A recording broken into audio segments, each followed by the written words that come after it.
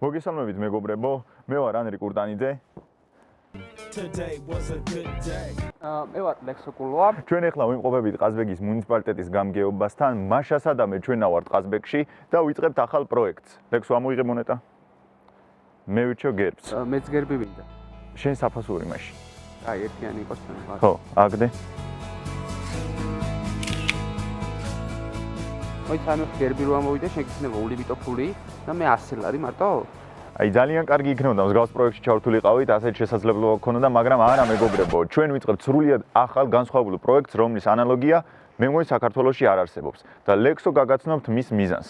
ხო, ნუ ჩვენი YouTube ბლოგების თავარი იდეა მდგომარეობს იმაში, რომ დაგანახოთ როგორ არის შესაძლებელი მინიმალური დანახარჯებით მაქსიმალური სარგებლის მიღება მოგზაურობის სფეროში. და ასევე თქვენ ნამდვილად დაეჭდებით, ვართ თუ არა ჩვენ საქართველოში, ანუ ჩვენ გვაქვს ისეთი სილამაზე, რომელიც არ აქვს ბევრ ევროპის ქვეყანას. ხო, და შევეცდებით ეს ჩვენი ეპიზოდები იყოს ერთმანეთიდან განსხვავებული, არ იყოს მონოტონური, იყოს ცოტა სახალისო. ეხლა ჩანთაში ლეპტოპი რო არ მედოს, ან შევახტებოდი თავზე, ან ვიგუნდავებით ან რაღაცა, მაგრამ შემდეგისთვის გადავიდეთ. ასე რომ დავიწყეთ.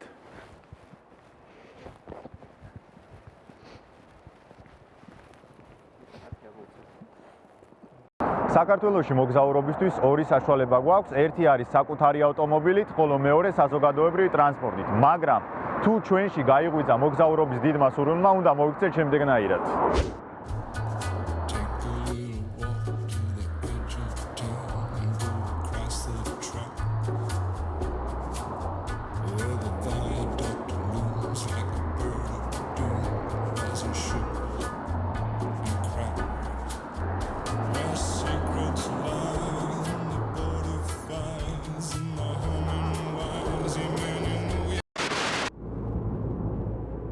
სამეტი წუთი დაგვრჩა იმისთვის, რომ პირველ მანქანას გაეჩერებინა.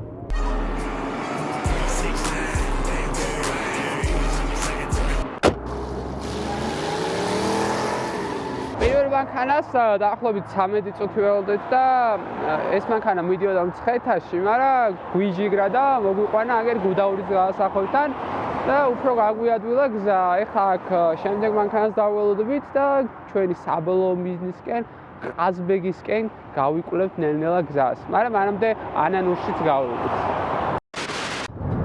ჯერჯერობით ეს არის ჩვენი რეკორდი 3 წუთში გაგვიჩერა შემდეგ მომენტი.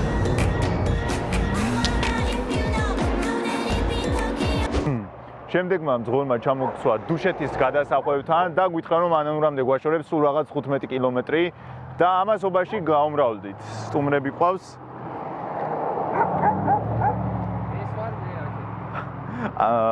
აი ის ძაღლი, რომელიც რაღაც აგრესიული არის, რაღაც ჩვენ ძღოლს გავს, რომელმაც აქამდე მოგვიყვანა, იმიტომ რომ ფიცხი ხასიათის ტიპი იყო, როგორც კი გასასწრებს მომენტს პოულობდა, არ ფიქრდებოდა არანაირ შედეგზე და მყისიერად გადიოდა ეგრეთ წოდებულ აბგონზე.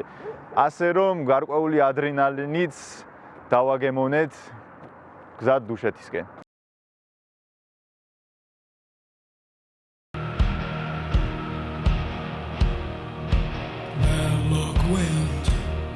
Been blowing on my back.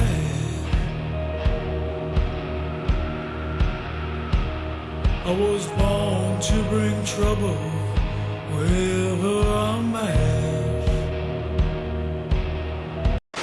რა უნდა მეთქვა ანანურამდე როგორ მოვედით? მოკლედ ორმა ძმაკაცმა მოგვიყვანა, ერთი იყო სომეხი, მეორე იყო დაღესტნელი, ორივეს ცალ-ცალკე მანქანები ყავდა, იმათაც უნდათ ვიღაცა ჯდარიყო მაგათ მანქანაში და ჩვენც ხო გვაწყობდა და ეს სომხეთში უკიდიათ მანქანები და მიდიოდნენ ეხა დაღესტანში ისე.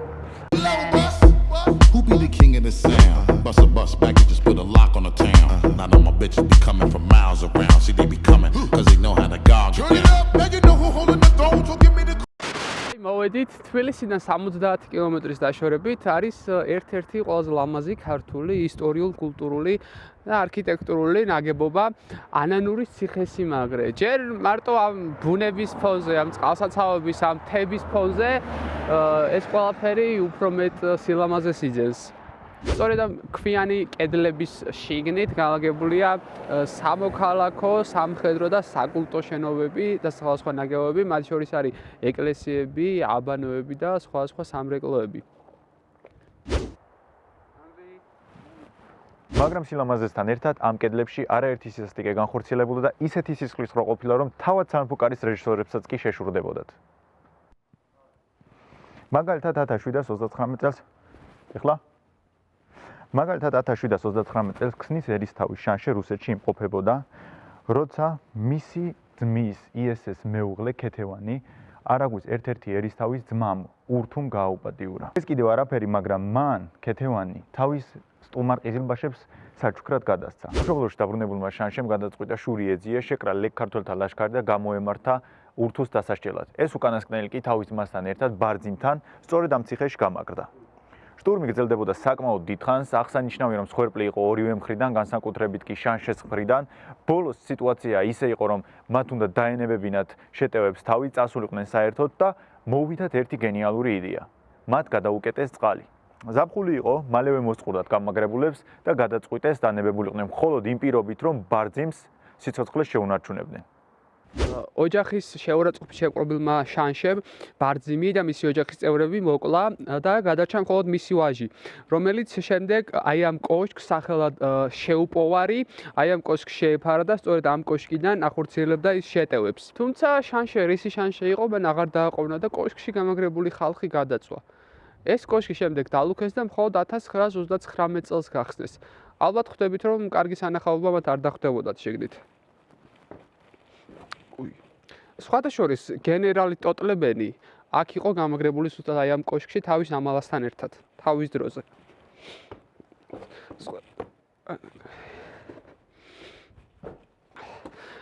კიდევ ერთი ლეგენდა არსებობს, თუ აი ამ ქვას კარგად მოусმენთ, შეიგრძნოთ მის ისტორიას, ასეთი ლეგენდა არსებობს.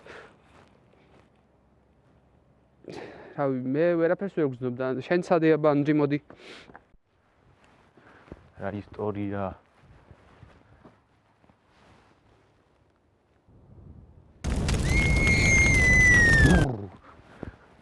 ხოდა ეს დაღესტნელი ტიპი მებაზრებოდა, როგორ ძალიან მაგარი არის ჰაბიბ ნურმაგომედოვი, როგორ ყველა ვარჯიშობს დაღესტანში და ეს კავკასიური ერი ნელ-ნელა როგორ უარს ამოს ტრადიციებზე და როგორ იხრება ევროპისკენ და თქვენ ხვდებით, რასაც გულისხმობდა ეხლა ის. ანუ ევროპა მარტო ჩვენ არ ვკვნის. არა, მარტო ჩვენ არა. ხო, იქაც გაჩენ უკვე სხვადასხვა ტიპის საზოგადოება. ციხესიმაგრის ისტორია სულ ეს იყო და ეხლა მივდივართ ყაზბეგში, გეგმა ასეთი იყო, რომ ყაზბეგში ავსულიყავი და იქ დარჩენილიყავი, თუმცა ისე მალე ღამდება და მზე ისე მალე ჩადის, გუდაურში თუ ავალთ, ეგეც საკითხავია.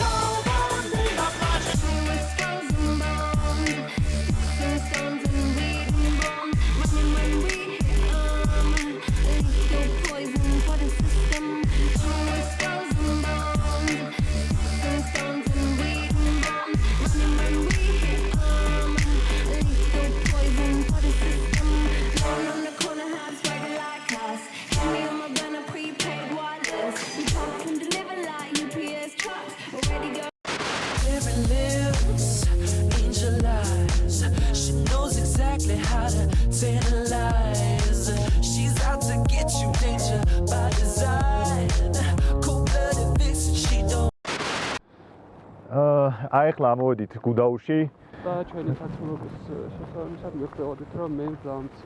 ნუ მე ჯერ კიდე უძლე, მაგრამ თითები ისე მეყინება, თან კარგი ქარი უბერავს, აი პირდაპირ ძვალში ატანს სიცივეს, თვალებით სამიცრემლიან და პრიუსმა მოგვიყვანა, გოგო და ბიჭი იყვნენ, ძალიან კარგი ტიპები იყვნენ, მხიარულები, რაღაც თანამედროვეები და ელექტრო ჰიბრიდი აქვს და უბრალოდ ჩვენ კოლექციას და ისიც ისკა დაუსვით. ხო და აი ახლა უკვე ნამდვილად აღარ ვიცი, დავალ თუ არა სტეფან წმინდამდე ნუ უკიდურეს შემთხვევაში გუდაურში დავრჩებით და ეგ არის რა, მაგრამ აი სიცივის გადმოცემა რომ შეიძლებოდეს კამერით დამიჯერეთ ძალიან არასასიამოვნო შეგრძნებას იგრძნობდით. ანუ მარტივად რო ავწეროთ YouTube-ის ამბავს მარტივად რო ავწეროთ ახალ სიცივის ხაისერი აი YouTube-ზე რო 8-ა. ხო. 8-ა შეიძლება.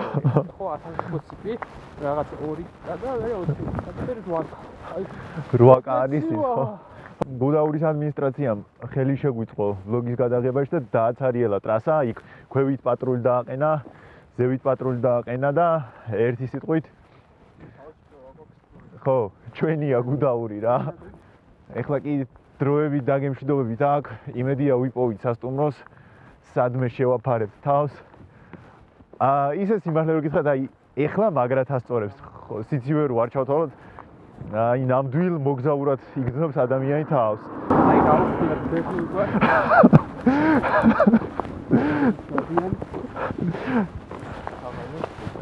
აი აქ შეგიძლიათ ფილმამურების გარეთ სერიალით. მარტივად ცოტა მტკივნევა.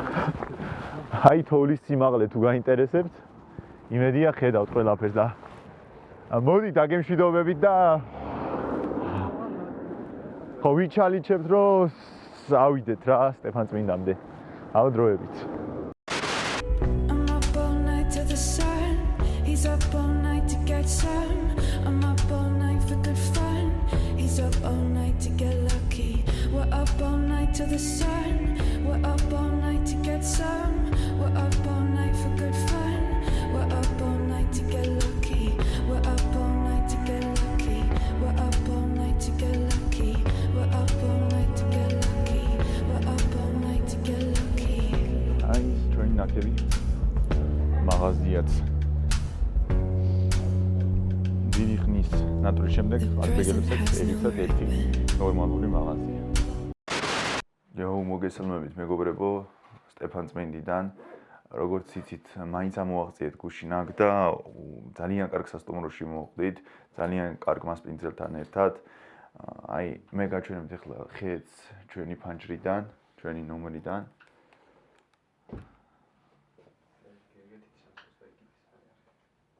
აი ასეთი ხეთი არის და შეიძლება ფანჯრიდან კარგად არჩენს, მაგრამ მე გაჩვენებთ სამხრეთ ხეთს და მიხვდებით. აი ესეთი ნომერი გვაქვს. ლექსუალაგებს. მოგესალმებით მეგობრებო, ჩვენ ის სადღაც რომელი საათია? სადღაც 8 საათია. ეხლა ხან წავუგვიძეთ. წავუყავებთ და წავუჩაიებთ და ყავობთ. ასაკზერობა გავასწრებთ. აი ნომერს რაც შეეხება პატარა ოთახი არის, მაგრამ საკმაოდ მყუდრო და კომფორტული და ეს ყველაფერი დაგუჩნდა სულ რაღაც 15 ლარი. ასევე გაჩვენებთ ახლა ჩვენ სამზარეულოს. ჩვენი საოჯახო სასტუმროს სამზარეულო აი ესე გამოიყურება და ის არის მთლიანად ჩვენს განკარგულებაში. სადამდეც გეყოფათ კულინარიული ფანტაზია. იქამდე გამოიყენეთო და მოკლედ თქვენ იცითო.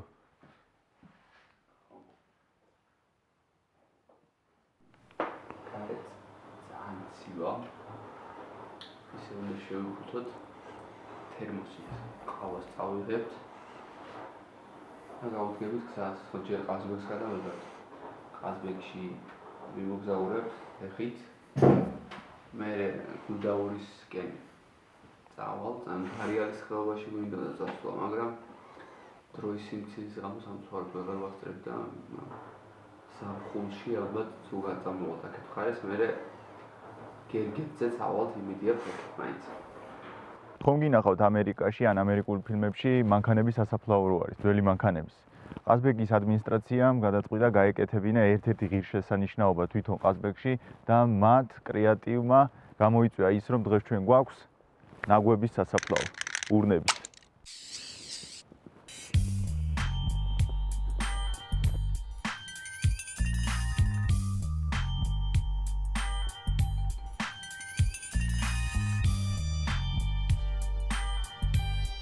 გამოვედით ახლა ყაზბეგის ქუჩებში და საინტერესოა ყაზბეგის ისტორია. ყველაფერი კი 1774 წლიდან დაიწყო, როცა ადგილობრივი მმართველი გახდა ყაზბეგ ჩოპიკაშვილი, ან ყაზიბეგი.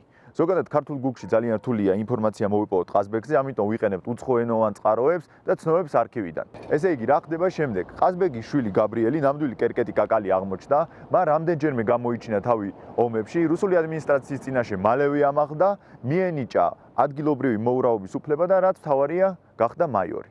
მოგვიანებით გაბრიელმა გვარი მამის სახელით გადაიკეთა, მაშასადამე გახდა გაბრიელ ყაზბეგი და მან ამით ყაზბეგების საგვარეულოს ჩაუყარა საფუძველი.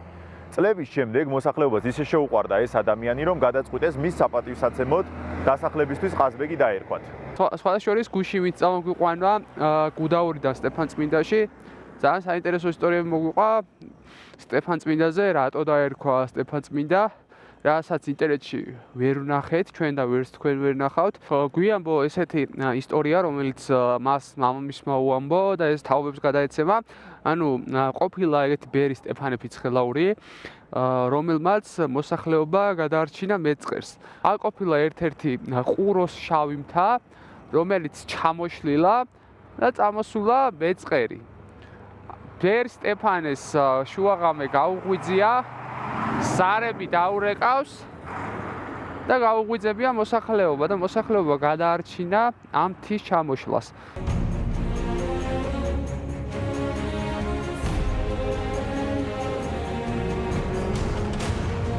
მოსახლეობის გამოსვლის შემდეგ ეს სოფელი მთლიანად დაიფარა აი ამ შავი მთის ნანგრევებით და ნაშალით. აი ამის შედეგად, ამის საპატივცემულოდ აი ამ ბერ სტეფანის საპატივცემულოდ დაურქვამთ აი ამ ადგილზე სწორედ სტეფანწმინდა. თქვენ სავარაუდოდ ჩემს უკან ხედავთ სტადიონს, ეს ის ლეგენდარული სტადიონი არის, როცა ადგილობრივმა გუნდმა ნაგაზებმა საბჭოთა კავშირის დროს ზუსტად ორჯერ მოიგეს ეროვნული ჩემპიონატი და იყო სრული რეკორდი. კაი ჯანდაბას ეს მოვიგონე უბრალოდ იმის თქმა მინდა ეხლა რომ ყაზბეგი მხოლოდ გამშვებ პუნქტთან და სამხედრო გზასთან არ ასოცირდებოდა, აქ იყო ბოტანიკის ინსტიტუტი, სტამბა და სხვადასხვა მრეწველობები.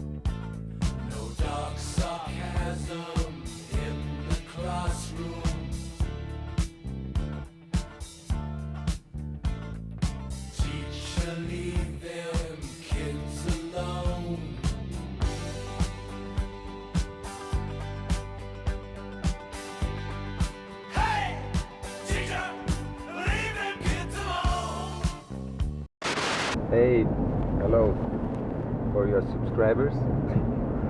We are just arriving to Kobe for a ski lift, gondola lift, brand new here, which can take you to Budauri ski resort.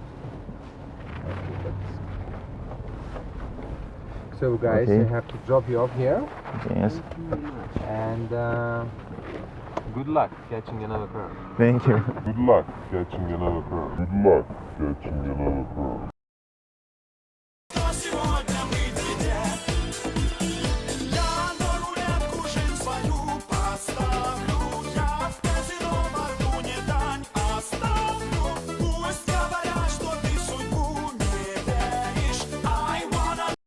გუდაურისკენ მიმოვა გზაზე ალბათ ყველა თქვენთანაც ექნება ნანახი ეს არკა, რომელსაც გუდაურის გადასახედით უფრო იცნობენ, ვიდრე მისი ნამდვილი სახელით.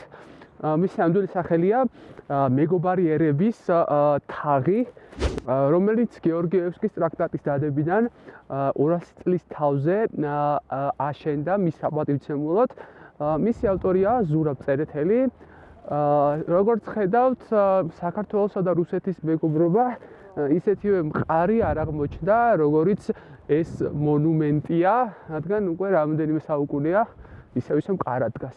ანუ ეს არკა აშენდა 1993 წელს, ვიცი რომ კატის გამოცდები გააუქმეს, ასე რომ უმეტესი თქვენთაგანი თავს დაანებებს ისტორიული თარიღების დაზეპირებას, იმიტომ რომ Fortnite უფრო მნიშვნელოვანია, ამიტომ მიცოდეთ საჩუქრად ჩვენგან გეორგიევსკის ტრაქტატი დაიდო 1793 წელს. საატესტატოს პროგრამას გაგაკაჩინებთ. დიდი ალბათობით აი აქ ჩვენ გადაღებებს დავასრულებთ, იმიტომ რომ ელემენტები ყველაფრის ელემენტი გუჯდება საერთოდ. და აი ჩვენ ტვინის ელემენტი ხო, ჩდება, და- კუნთების ელემენტი ჩდება, ვერც წარმოიდგენთ როგორ საშინლად ცივა. ვერც წარმოიდგენთ. 2000 მეტრზე მაღლა, აი გადავახედოთ, აი ანახე ეს სილამაზი, აი ეს არ ვიცი რა ჩანს და როგორ. მოკლედ, სამწუხაროდ აი ასე მოულოდნელად მოგვიწია გადაღების დასრულება, იმიტომ რომ ელემენტი დაგუჩნდა. შემდეგში აუცილებლად დავაგებინოთ ადგილობრივ სამზარეულოსაც და რეკომენდაციებსაც გავუწევთ. დაწერეთ კომენტარებში რა გინდათ შევცვალოთ, რა ამოვიღოთ, რა დავამატოთ, მოგვიანებით ჩვენც უფრო დავუხვეწებით. მოითხოვე შენს ქალაქში მოგზაური, გამოგვიწერე Instagram-ზე, ლინკები იქნება აღწერაში, იქ უფრო მარტივია კომუნიკაცია და სიახლეებსაც იქიდან გაიგებთ. ასე რომ დროებით და ძალიან მალე შევხვდებით უკვე შენს ქალაქში.